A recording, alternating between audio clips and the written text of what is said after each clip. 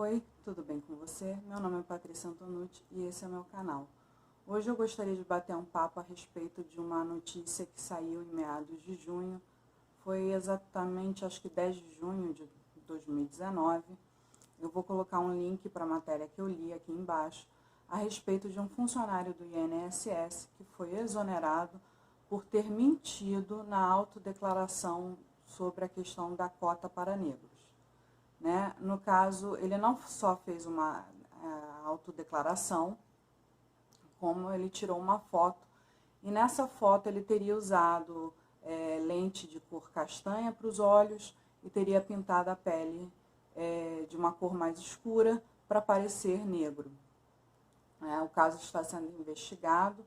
Essa matéria, como é uma matéria do jornal Extra, ela comenta a respeito de que isso apareceu no Fantástico, né, acredito que do dia anterior, do dia 9 de junho, e que ele foi exonerado e que a situação estava sendo investigada pela Polícia Federal.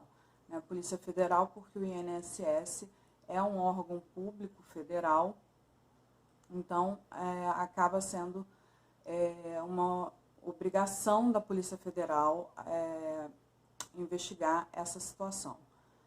E aí o que acontece? Quando eu li a matéria, o que me veio logo de cara foi a questão da falsidade ideológica, que é o crime contido no artigo 299 do Código Penal. Eu vou colocar aqui embaixo também para vocês o que fala esse artigo, né, da questão da falsidade ideológica, e ela tem a ver com a falsificação de documentos, né?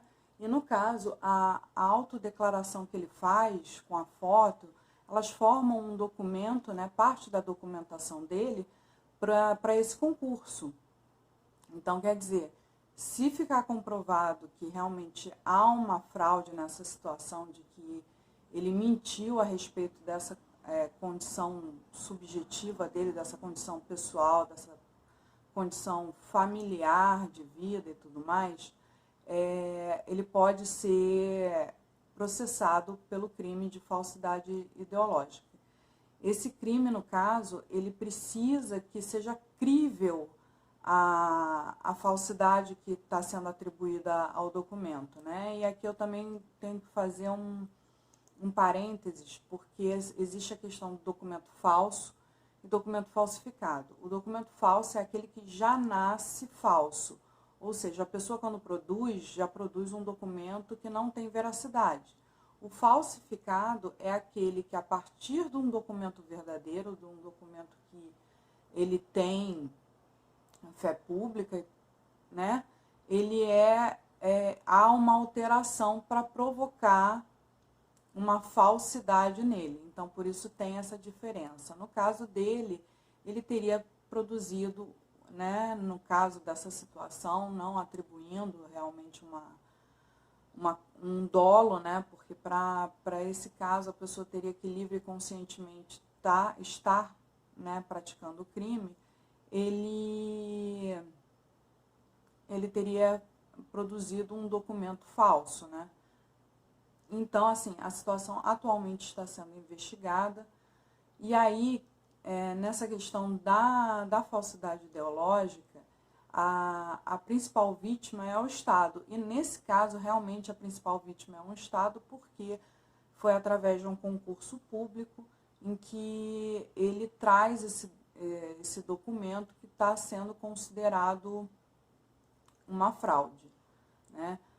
Quando a gente procura a doutrina a respeito da questão da falsidade ideológica, a gente pode localizar que até nesse caso a gente também poderia considerar questão de estelionato, que não deixa de ser, né?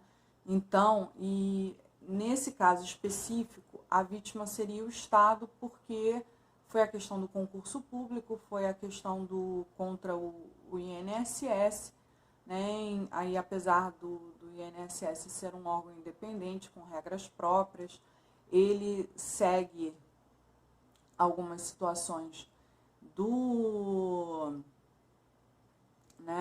serviço público geral, né? Do serviço público no caso, a União, que seria, né, o nível que está o INSS.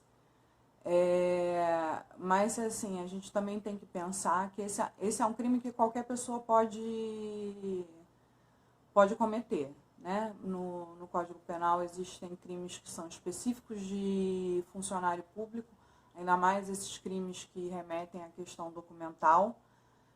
Mas nesse caso, esse crime pode ser praticado por qualquer pessoa, funcionário público ou não. E no caso, né, essa situação que a gente está vendo aqui, ela é uma situação em que ele praticou até antes de ser funcionário público, tá? Na matéria em si não aparece nenhuma situação ligada a se teve exatamente um procedimento interno. É claro que ele passou um tempo como funcionário público, pelo que parece houve uma denúncia anônima, e aí a partir dessa denúncia é que desencadeou todo o procedimento dentro do INSS, que culminou na exoneração dele. E aí eu também quero deixar um outro parênteses, porque exoneração não é uma coisa ruim, tá? Ele não foi penalizado. A exoneração ela não é uma penalização em si. A gente tem que pensar na exoneração como uma demissão sem penalidade, tá? Se ele tivesse passado por um processo administrativo e daí saísse uma demissão, por exemplo, aí sim a gente poderia considerar que ele já foi penalizado na esfera administrativa pelo INSS, o que parece que não aconteceu. Mas aí a gente tem que aguardar, porque fora a questão criminal, também pode incidir uma questão civil e tudo mais. Afinal de contas, ele entrou, virou funcionário, recebeu o pagamento, né? Uma série de coisas, quer dizer, ele moveu toda a estrutura estatal, né, do INSS para ser funcionário, não tendo cumprido exigências do concurso. Então, assim, essa questão toda pega esfera penal, civil e administrativa, tá? Então, esse é o questionamento que eu trago para hoje, para a gente dar uma pensadinha. Aqui embaixo eu vou colocar o link para a matéria, o link para o Código Penal, o artigo 299, né, da falsidade ideológica. Se tiver qualquer dúvida, algum comentário, deixa aqui. Se você não é inscrito no canal, mas gosta do nosso bate-papo, gosta dos vídeos, vem aqui, se inscreve, compartilha os vídeos, ativa o sininho, tá? Vamos ajudar o canal a crescer. E eu fico por aqui. Um beijão para vocês, até semana que vem. Tchau, tchau.